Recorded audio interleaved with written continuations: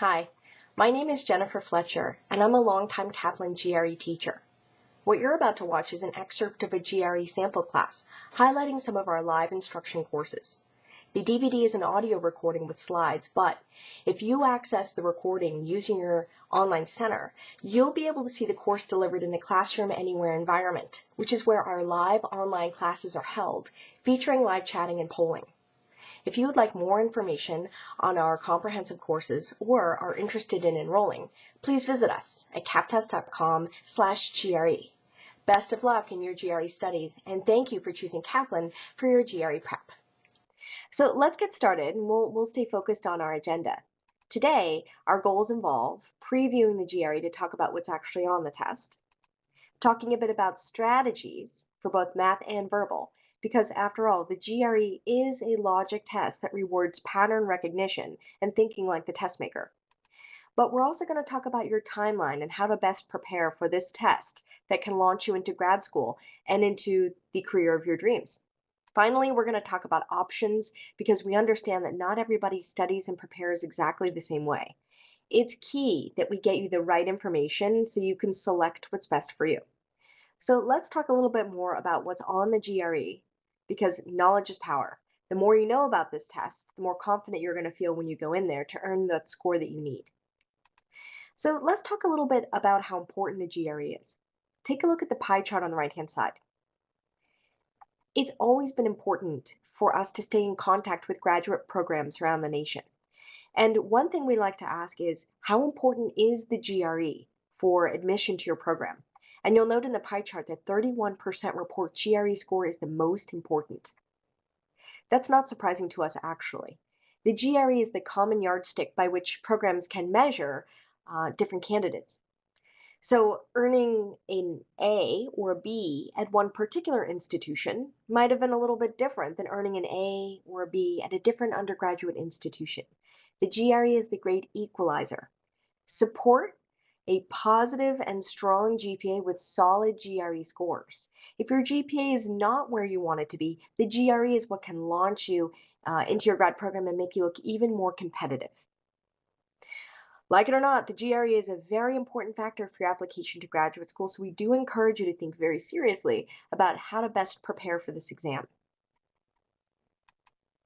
Let's talk next about this 4-hour test. On screen, you can see a chart that breaks down each and every one of the sections. So I did mention this is a 4-hour test. We know that you're going to need to build some mental stamina in order to be able to perform well enough and be able to think clearly enough for the entire 4 hours. Think of this as a marathon.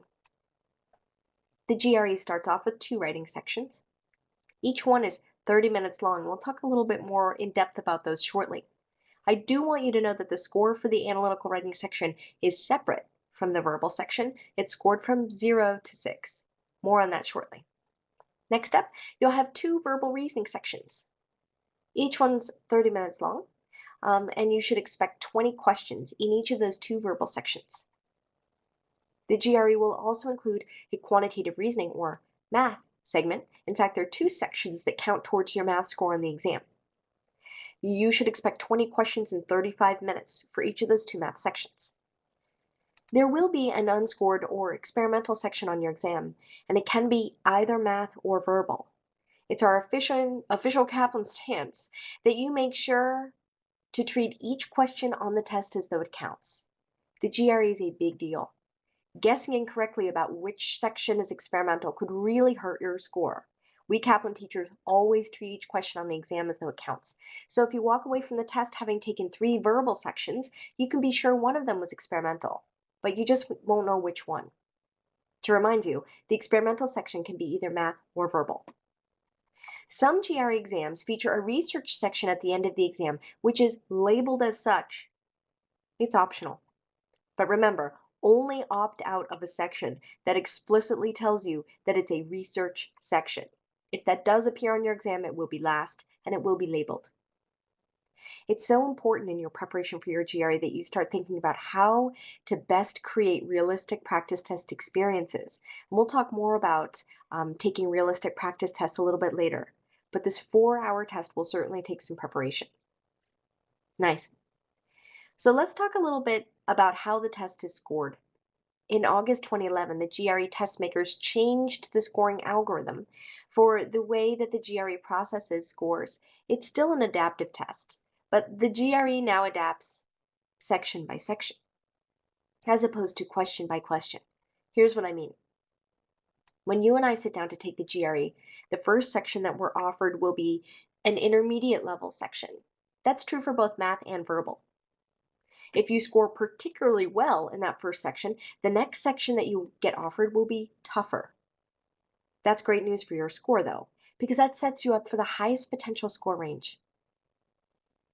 If you perform at a so-so level on that first section, the next section will feature the exact same intermediate level that you saw in the first section.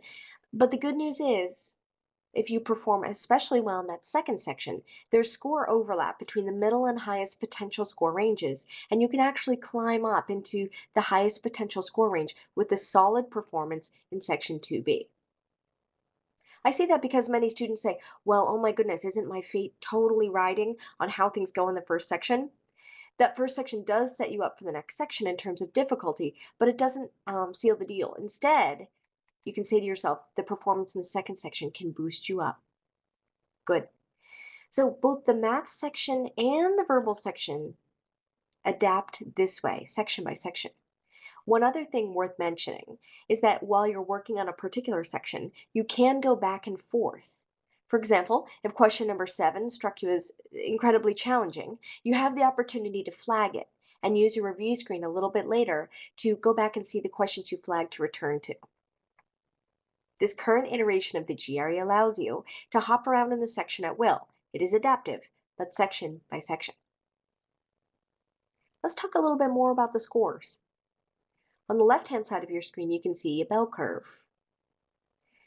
When we look at 152 in math and verbal up top there, these two scores, 152 and 152, I've got circled in blue, are 50th percentile scores. That means that roughly 50% of the GRE test-taking population scores above 152 in math and verbal, and roughly 50% of the test-taking population scores below 152 in both math and verbal. Students love to ask me, Jen, what's a good score on my GRE? And unfortunately, the answer is, that depends. The GRE is a test accepted by so many different programs. In fact, there are people taking the GRE to get into an engineering program, or an MBA program, or computer science.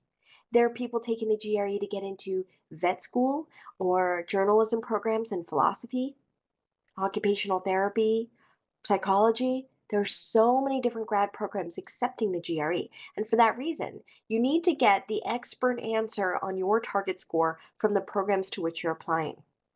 An engineering program might place more of a heavy emphasis on math, whereas a journalism program might place more heavy emphasis on verbal and the writing score. I'll tell you that we Kaplan teachers have to earn 90th percentile scores to become Kaplan teachers, so I can tell you what a good score is for us. But in terms of you and your program, please do your research as specifically as possible. For some people, reaching that 152 for math and verbal is all they need for their programs. So make sure to get that information from someone who truly knows the answer to the question. I'd like to show you this chart on the right-hand side, that table. You see it? There's a much more complex and detailed chart at gre.org, but we do have a mini snapshot here we'd like to show you for this reason. Look with me at the verbal score when we travel from a 151 to a 153. Notice that that's just a 2-point increase, but the bump on the percentile is huge. A 2-point increase in the verbal section takes you from 50th to 60th percentile. 2 points. So that means even small improvements can have a huge and dramatic impact on how you measure up against other candidates. Remember that when we're talking about percentile, we're talking about the percentage of the GRE test-taking population that you're beating with the scores that you're earning. The same can be said for math. Notice a hop from 157 to 160 in the quantitative section moves somebody from 70th to 80th percentile in math. Small improvements can lead to big gains when it comes to outpacing your competitors. So we do encourage you to ask yourself, how can I perform optimally?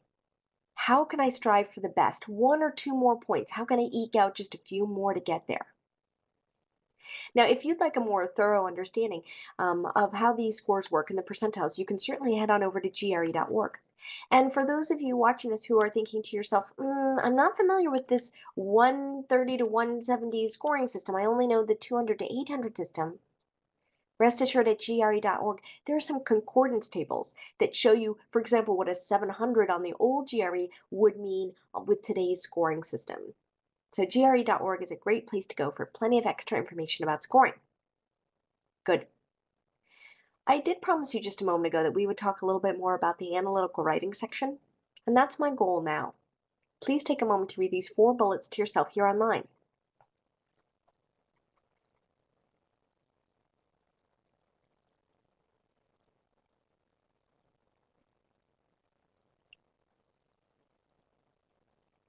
The analytical writing section is featured at the very beginning of your exam. You'll have 30 minutes to present your perspective on an issue and 30 minutes to analyze an argument. These scores will be separate from the verbal score and they go from 0 to 6. You'll have 2 readers scoring your essays. In the end, those scores are averaged and you'll get 1 analytical writing score that is the average of the 2 scores you received on your essays from one reader and 2 scores you received on your essays from the other reader. You can get 0.5 scores, like a 5.5, etc. I should let you know that the directions for each of the different prompts for the issue and the argument are subtly nuanced one from the next. What I mean is if you went over to GRE.org, you can actually see the full pool of argument and issue topics and directions. And you'll notice that each set of directions is slightly nuanced. This is actually a great enhancement that the GRE test makers made to the essays. Because the directions are so subtly nuanced one from the next, it's virtually impossible to memorize an essay before the big day, roll in, tweak a few details, and earn yourself a perfect score 6. This has cut down on an enormous amount of cheating, and it makes our students more competitive, because now you're just competing against people writing the essay in real time. That's good news for us.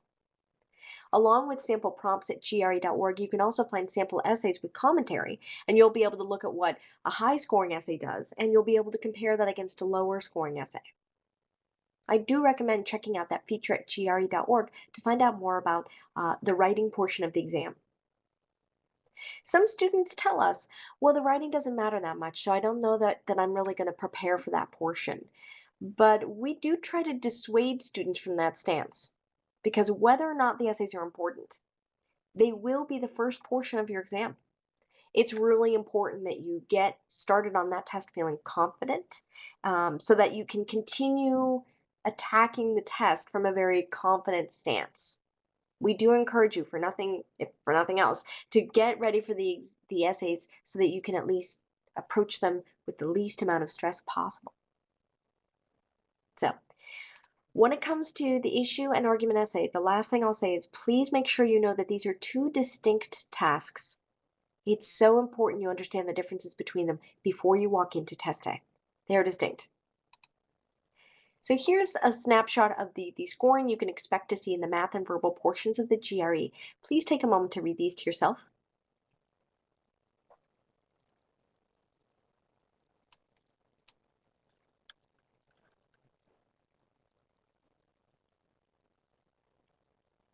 It does take GRE about 10 to 15 days to send scores to schools.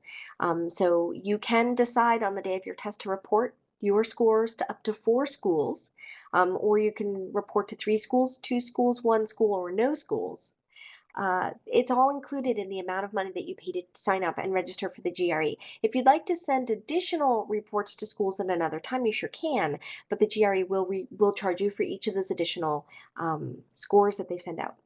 The last note I'll make about scoring here is that there is a new feature at GRE.org called Score Select. If you take the test and you decide you want to take the test a second time, and you do even better the second time than the first time, you can send just the second set of scores. If you performed pretty darn well the first time on your test, and you say, but I could do better, and you go take the test a second time, but it turns out the first set was much better, you can send just those. Score Select is a great feature that allows you to show only the scores you want to your schools. But I will tell you, the one thing you cannot do is mix and match a math score and a verbal score from different days. If you want more information on GRE Score Select, you can definitely find it at gre.org. It's on the very front page. They talk about this feature there. So we're just about to get into strategy now, but it's so key that we talk about the GRE holistically, because you've got to think to yourself about this as a full experience. Yes, it's math, yes, it's verbal, but we also have to know about the scoring system and the importance behind the test. So let's now go get a look at some strategies. We're going to talk about how to answer questions faster and start raising your score today. The GRE is a logic test. That means you'll be rewarded for things like pattern recognition and critical thinking steps. How efficiently can you work with the information that's been offered to you? For this reason, the GRE will penalize people who work through the math section applying brute force arithmetic means, and instead will reward test takers who can say, I recognize what's being tested here. Let me use a little logic to make that happen. I'll show you what I mean. Let's go take a look first at QC's, Quantitative Comparisons. Now, if you've taken the SAT or the GRE before, perhaps you're already familiar with this. You can expect 7 to 8 QCs per math sections, and they're all at the beginning. The real shock, though, is when I talk to you about the recommended timing guidelines of 1.5 minutes. If you attempt these math questions using brute force math, it certainly will take you longer than 1.5 minutes. And you might say, but I can get to the right answer. And I'll say, really? In 1.5 minutes, though? If you're not getting to the right answer in the amount of time that the test maker would recommend, then perhaps it's worth changing your approach. In other words, each and every QC question on your exam has been designed to be done in 90 seconds or fewer. So let's look at how to make that happen. First, I want to get you familiar with the answer choice options, okay? Before I show you any math questions, notice the fixed answer choice format. They never change. Your job is to compare the two quantities A and B. You'll select the first option if quantity A is greater, the second one if quantity B is greater, the third one if the two quantities are equal, and the fourth if the relationship can't be determined. Beware that fourth option. Non-savvy test takers select D when they feel like, I don't know the answer to this question, but that's not what D represents. Answer choice D is something you would select if sometimes quantity A is greater and then sometimes quantity B is greater, or if sometimes the two quantities are equal, and then sometimes they're not equal based on what numbers you fill in. So the relationship can't be determined element is something to become very familiar with before the exam. Let's go look at one of my favorite QC questions of all time. Please take a moment to read this QC challenge question to yourself. Have a look at the centered information and the two quantities.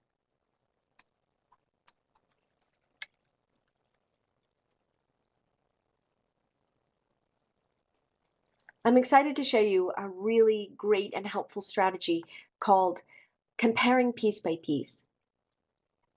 This is a great logical way to attack this question. I'll show you what I mean. First off, in quantity B, that square root of 64 is a rather complex way of expressing the number 8. So if it's okay with you, I'm just going to take out root 64 and call that 8. At this point, you might feel motivated to start adding. There's a better way to do it, though. Let's look now at quantity A. The first term there, m, is an unknown value, yet the centered information gives us some insight into m. It's greater than 8. Maybe it's 8.1, maybe it's 9, maybe it's 50, maybe it's 2,000. I don't know, but it's bigger than 8. Let's look at the second term in quantity A. I can't say I myself know the decimal approximation of the square root of 51, but here's what we do know. The square root of 49 is a perfect square, and it's really close to root 51. The square root of 49 is 7. So it must be the case then that the square root of 51 is just a touch bigger than 7. Here's how knowing that will help us. Let's wage two battles. We're going to compare the first term in quantity A against the first term in quantity B and see which one's bigger. We're going to do the same for the second term in quantity A and the second term in quantity B, and then we'll decide who wins the war. Let's compare. So the first term in quantity A is bigger than 8, and the first term in quantity B is 8. For this battle, quantity A wins. Bigger than 8 is bigger than 8. Let's go to the second term in quantity A, which is bigger than 7. And the second term in quantity B, 7. Isn't that cool? So quantity A greater than 7 is greater than 7. Quantity A wins the battle again. So it's at times like these you can say to yourself, wow, I don't really even have to do any math. I could just use this logical comparing piece by piece, and then I'm ready. I can vote in the poll down here in class, which is what we do, for the correct answer here. Solid work. I'm excited to see that we've got what we've got going on is 100% of us know, hey Jen, if quantity A wins battle 1 and quantity A wins battle 2, quantity A wins the war, and that's right. The correct answer to this question is going to be A. So the GRE will not reward things like arithmetic over logic. Comparing piece by piece is a powerful way to cut down on the math. Good stuff. Let's go take a look now at some problem solving. Just after the QCs on each of your math sections, you can expect 9 to 10 problem solving questions. And we recommend 1.5 to 2 minutes on each of those. It's true that some of these questions can be solved using algebra. But it is important to remember that each and every problem-solving question on your GRE has been designed to be done in 1.5 or 2 minutes. If it's taking you longer than that to arrive at the correct answer, it's worth asking yourself that important question. Could I approach this more strategically? Could I approach this more in line with what the test maker is looking to reward here? Let me show you a perfect example of that coming up on problem number 1. Please read this one to yourself.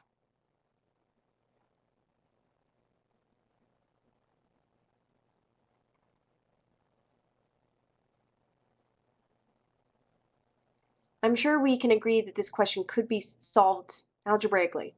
I'm talking about introducing an equation with some unknown variables and also working with fractions. But I'm hoping you have discovered when thinking about that it might be a bit time consuming. Further, working with fractions and unknown variables opens the door for careless error. We would encourage you to use something a little different, a little more powerful here that we like to call picking numbers. If we pick numbers, we can take what's an abstract situation and render it much more concrete and more like real life. When we're working with real numbers, we cut down on the careless error and we save time. We're interested in the number of people that are neither technicians nor accountants. It sure would have been handy if the test makers had supplied us the total number of workers in this question. They didn't. But we could pick numbers and make our lives much easier on this question. One thing we talk about in class is how to hone your skills and train your keen eyes to spot helpful hints. This question suggests or offers many suggestions about a smart number to pick for the total number of employees. Notice the answer choices A, B, D, and E all feature 80 in their denominators. That means there's a 4 out of 5 chance, 80% chance, that the correct answer has something to do with 80. If you look at the fractions in the questions, well, just so happens that the least common denominator of 5 and 16, those two fractions in the question is 80. So if it's okay with you, we're going to go ahead and pick 80 as our total number of employees. Then we can get to work using the information in this question to find out how many techs and accountants we have. So we can separate them out and find out what fraction of accountants are neither techs, or what fraction of the employees, rather, are neither techs nor accountants. Let's get to work. If we pick 80 employees, that allows us now to find out how many exactly of the 80 are technicians. According to line 2 of the question, 2/5 of the employees are technicians. So on screen in red in our second step, you can see I'm taking 2/5 of our 80 total employees to get 32 technicians. Now we got to find out how many accountants we have. According to line 2, 5/16 of the remaining employees are accountants. Be careful, that's not 5/16 of all employees. Instead, that's 5/16 of the remaining. Subtract the 32 technicians away from 80 to find out we have 48 remaining employees once technicians are removed. And once we get 5/16 of those remaining 48, we've got 15 accountants. Here's why that's so powerful. You and I are looking for the fraction of employees that are neither accountants nor technicians. So we can subtract from the total 80 employees we picked initially the 32 technicians and 15 accountants to find out exactly how many people are neither techs nor accountants out of 80. Let's vote for the winner in the poll.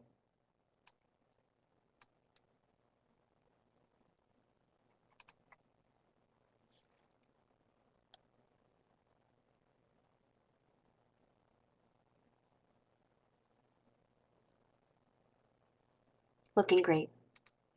Thanks. 75% of us correctly grabbed B for the win. Wonderful. So it's true that picking numbers is very different than the kind of math that we've done in school. And it might not be the case that you can try one picking numbers problem and say, I'm all set. I've mastered this technique entirely. So when it comes to what we do here in class, we introduce new ideas and topics to you for how to approach these questions more strategically. True mastery comes through the practice that you do on your own at home. And initially it might be kind of tough, forcing yourself to approach questions differently. But in the end, it's worth it. If you can attack each question in a minute, half to 2 minutes, you can manage your time appropriately and improve your score. So we do talk a lot about how to best use your resources to practice the picking numbers technique. In the end, it's going to save you a lot of time. Let's go look at another problem-solving question together. Congratulations, the correct answer to that is B. Please read this ratio question number 2.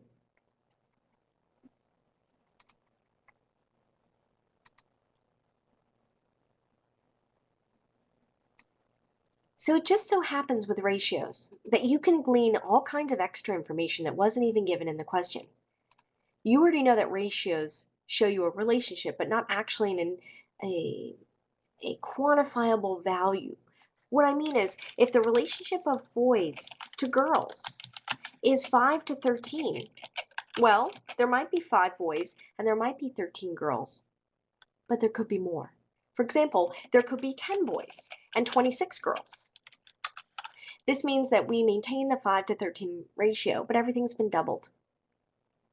You could actually triple it. There could be 15 boys and there could be 39 girls.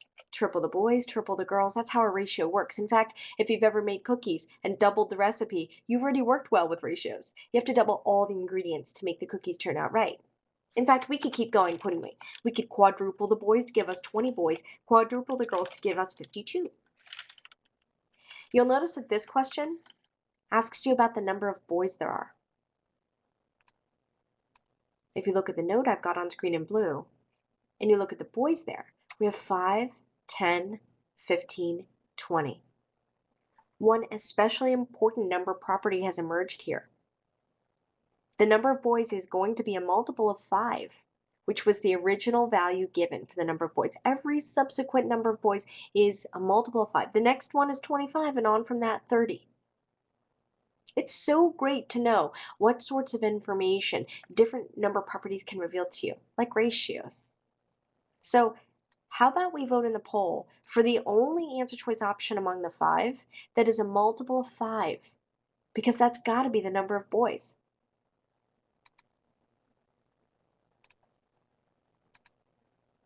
That sure was fast. Nice work here. So there are all kinds of things you learned about ratios in school that you might have forgotten. This is a great example. But if we can think about how this information reveals secrets to us, we can cut out a whole bunch of extra work. Congratulations on that. The correct answer to this ratio question, certainly there, is C. Good. 45 boys. So far, we've looked at a QC question and a couple of problem-solving questions, but it's at this point I want to show you a numeric entry question which requires a different kind of answer. Please take a moment to read this numeric entry question to yourself.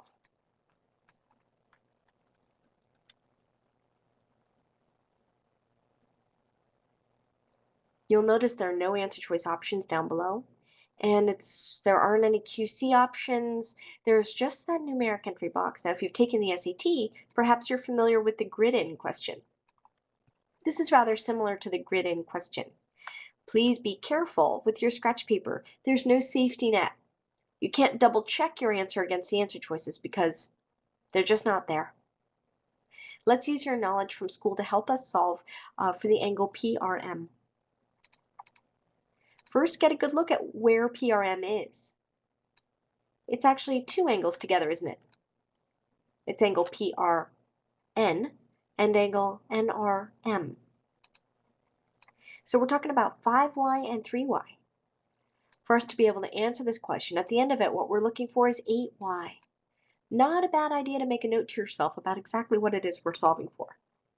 Let's use our knowledge of straight lines to solve for y, then multiply by 8 to get to 8y, and we'll fill that in the box. You can add all 3 of these angles together, 4y, 5y, and 3y, to form a straight line, 180 degrees.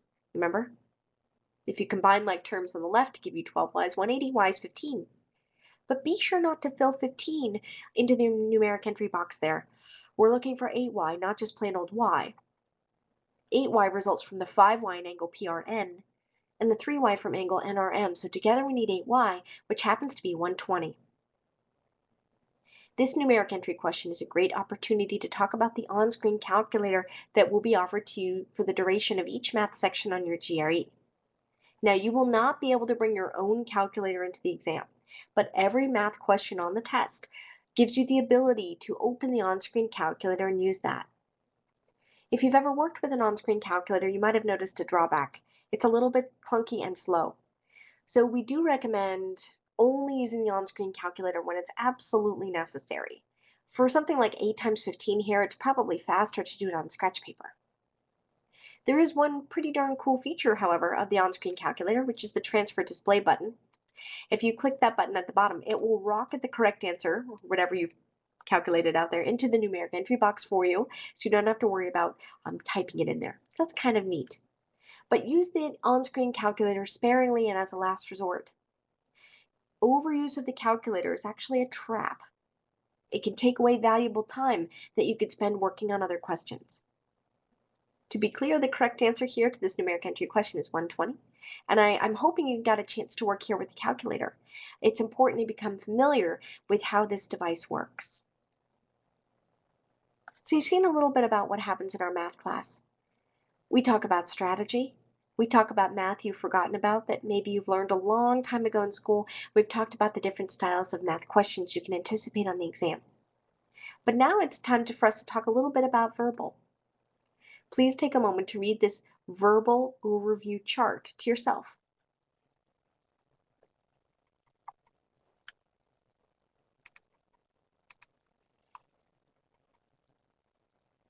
For each verbal section, you can expect 20 questions total, and 10 of those 20 come from reading comp.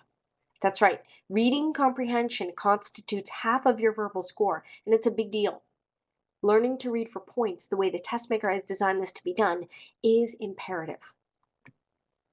6 of your questions will come from text completions, 6 of your 20 questions, and 4 come from sentence equivalence.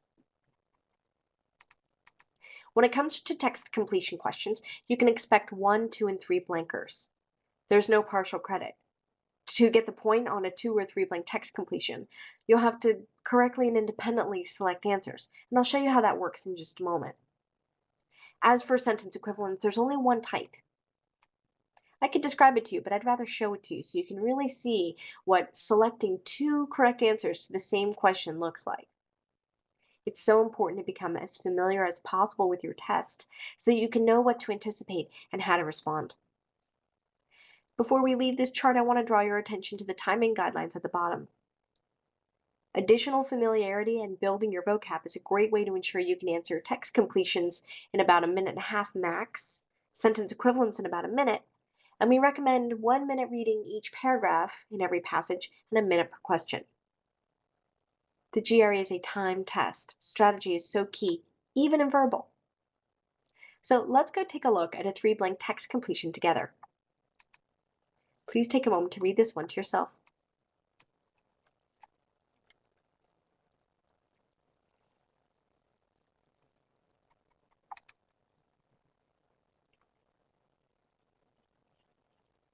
Notice that the answer choice options are presented in distinct boxes.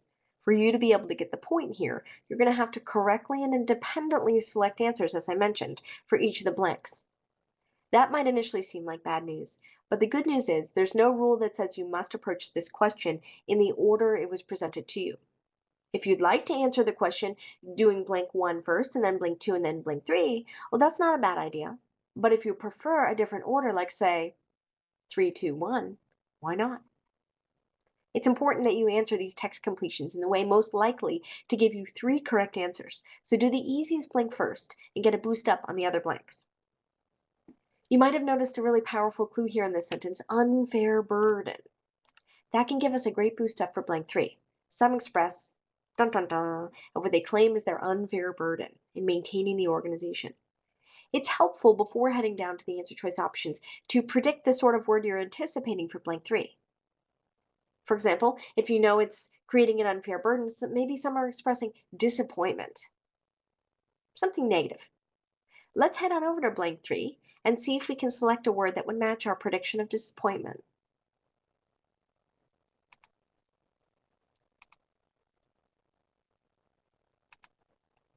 It's looking really good. Resentment's a great choice here. And you might have noticed along the way there with blank 3 that there's some tough vocabulary.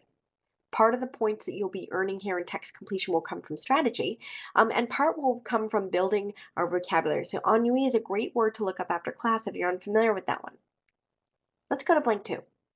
We can back it up a little bit. It was established to something the economic growth of all of its members in some way. That clue we identified earlier with unfair burden suggests that things are, not equally distributed. It was designed to be done in some way, but later others are expressing resentment that it's not so fair. Let's go back to blank 2 and see if we can spot a word that matches what the EEC was established to actually help create.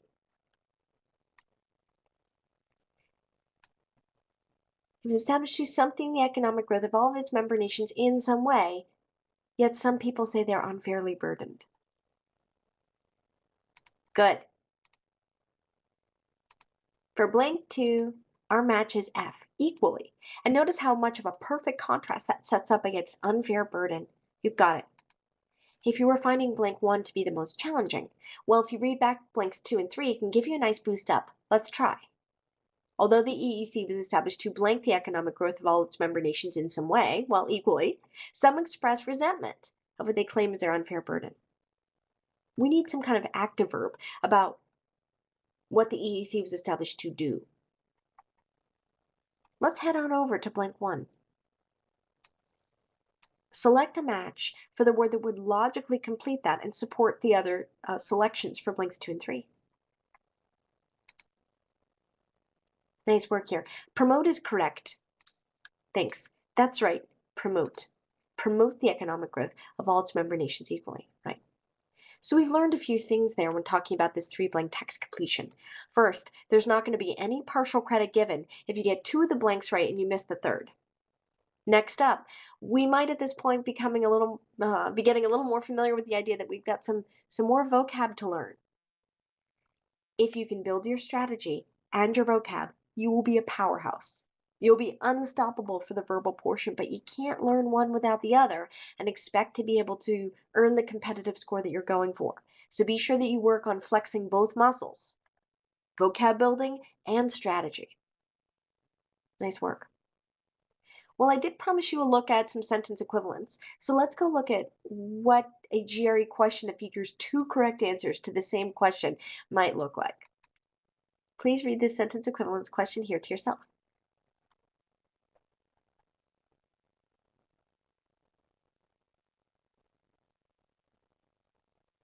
You can pick up lots of clues here. The word contradistinction you can see at the beginning of the question is what we at Kaplan call a detour road sign. That means you can expect contrast or change between the word in the blank and some things we can find elsewhere in the sentence. Once you've identified a detour road sign, next you hunt for the portion of the sentence that will contrast with the blank. In this case, it's pack, quintessential pack animal. A dog is a pack animal, in contradistinction to some kind of cat. So we're going to need a word that's the opposite of traveling in groups, like maybe solo, a word that means this cat likes to be alone. For a sentence equivalence question, for you to get the point, you'll notice there are 6 answer choice options there, but you're going to need to select 2 words that suggest the cat likes to travel alone. Vote for them in the poll whenever you're ready.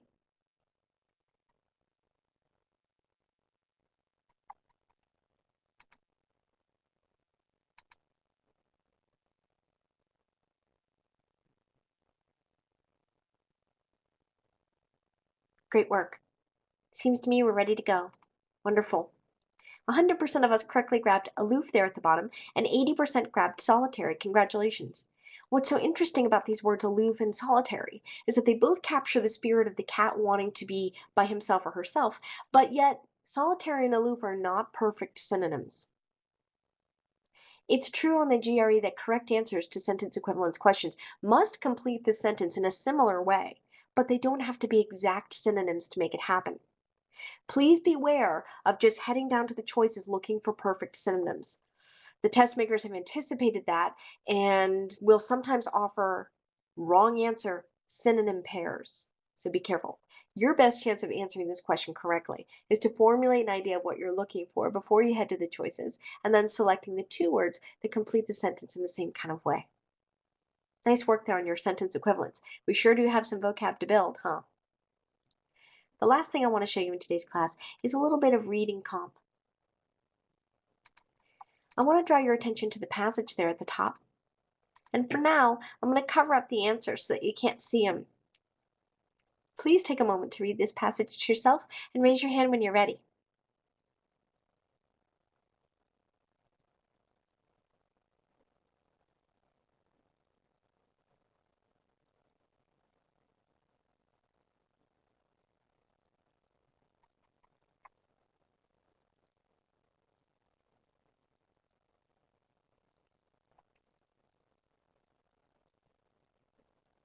I'll give you another 30 seconds to finish up your reading.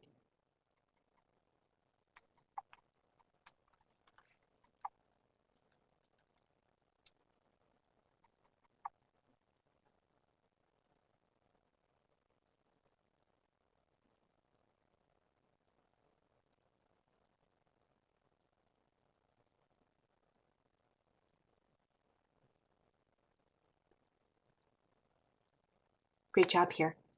Let's head down to the question together. It asks us, with which of the following statements would the author be likely to agree? I want to draw your attention to the language of the question here. Which of the following would the author be likely to agree? This is an inference question, and the GRE loves to ask inference questions.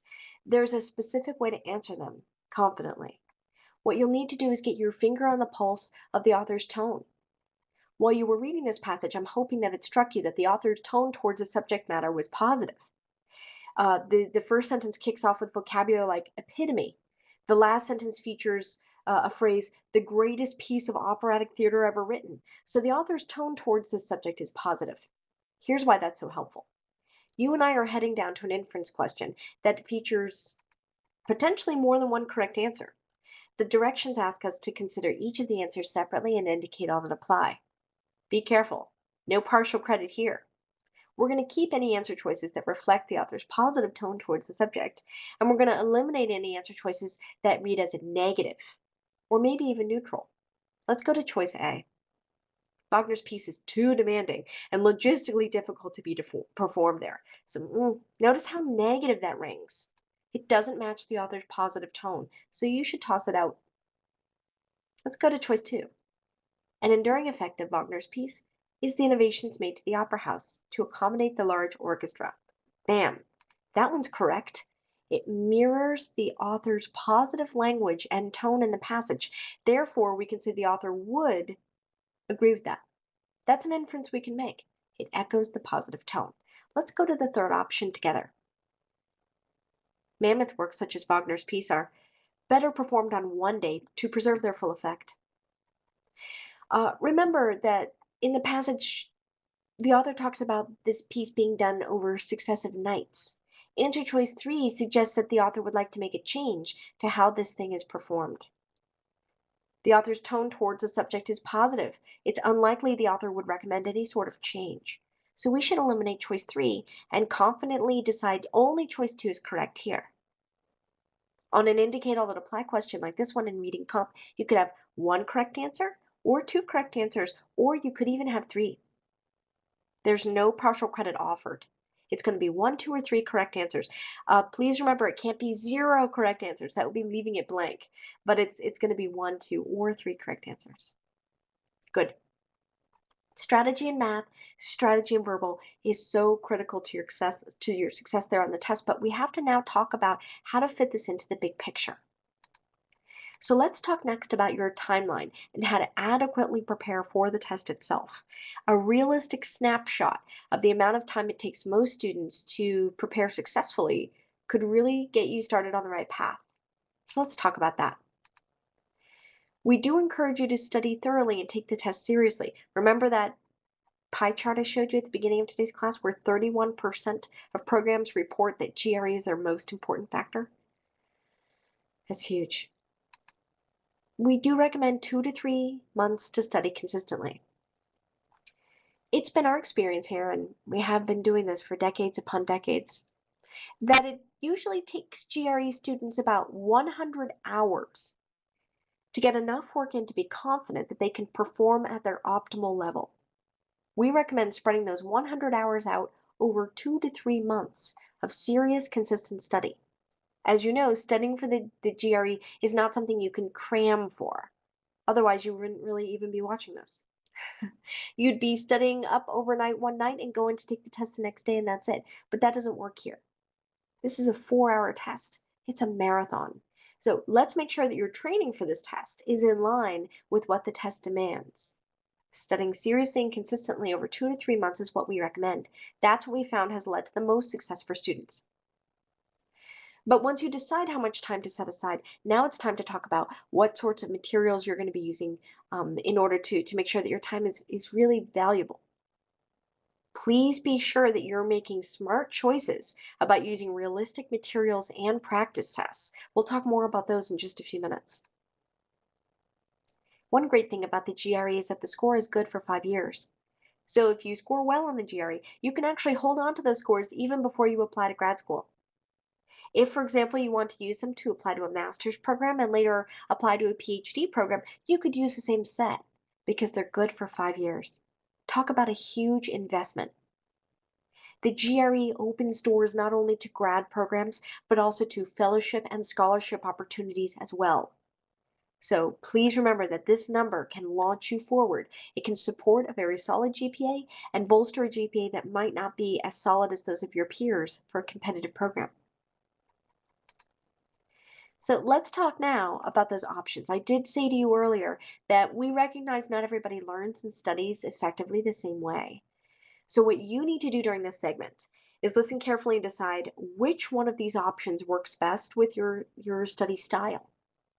And you've been here in class, so it's nice to consider perhaps adding on to your self-study, for example, and joining a class if you find that this really resonates with you and that you learn best in a live environment. So let's talk about your options. First up, we want you to know that we know what we're doing. We get more people into grad schools than any other major course. We've got 40 years of experience. And our teaching positions are competitive. Not only do your teachers have to score in the 90th percentile in both math, verbal, and the essays, they've also got to pass a tough training program. So you're in good hands with instructors that present material and are also accessible to you during the week via email. And we know what we're doing. So let's talk a little bit more about your resources here. Number one really will be the teachers. I hinted to you just a moment ago. And on screen, you can see 3 of my great friends and colleagues, Audie, Debbie, and Jean. I'm talking about online instructors with whom I've worked for many years. And your teachers are teaching this program because we understand about the important way that we can help you get into the next chapter of your life. So that's why we do this. And you're going to rely on your teachers for extra support outside of class. You're going to rely on your teachers when it's time to celebrate a solid score on your test. You're going to rely on your teachers when you say, help, I've hit this plateau. How do I get over it? What do I do? Teachers offer out-of-class support as well, in addition to the support that we offer in the classroom. So 2 to 3 months of study, 100 hours of total time. Let's talk about how to break that down. On the right-hand side of your screen, you can see the many resources that are available to you in your Kaplan course. I'm talking about 180 hours of content, over 5,000 practice questions. If you were to choose to join a math and verbal class with us, which we'd love to have you do, I invite you to my class. Please come see me. I teach 5 days a week. I love it. This is my job. Come see me. We do 20 hours of in-class instruction. 4 math sessions, 4 verbal sessions, each session 2.5 hours. But I really must underscore the importance of making sure that you take accurate and representative practice tests. The final bullet there on the right, I put a little red star next to it, talks about 7 full-length computer adaptive tests. It really does take some time to build the mental stamina you're going to need for test day. In fact, it takes so much time that sometimes students email me and say, Jen, I really didn't do very well on my second practice test, and I'm a little bummed about that. And I say, that's actually pretty normal. That's why we have 7 practice tests, not 2. Because, yeah, you're going to get a little turned around sometimes. I mean, how can you develop the stamina you need for a 4-hour test without actually making yourself do it? It's like training for a marathon. The second week of training is not going to go that well. But as you get closer and closer to the marathon itself, suddenly you're doing things you never could have done the first or second week. So that's what we know here, and that's why we offer so many realistic practice tests, 7 altogether. Please take this away from this discussion of resources, and we'll continue talking about them. If you're going to invest 100 hours of study time spread over 2 to 3 months for a test that can launch you into the career of your dreams, please be sure that you're using realistic materials. We value your time. We want to make sure that you're getting the most out of your time that you possibly can. So let's talk about the different study options. When I was inviting you to my class just a moment ago, I was talking about Classroom Anywhere. In fact, what you're experiencing right now is a little sneak peek of what an Anywhere class is like. Anywhere classes are held and taught live. So you come and you have a teacher teaching you over the course of 2.5 hours for both math and verbal, and you can attend from home, from office, from your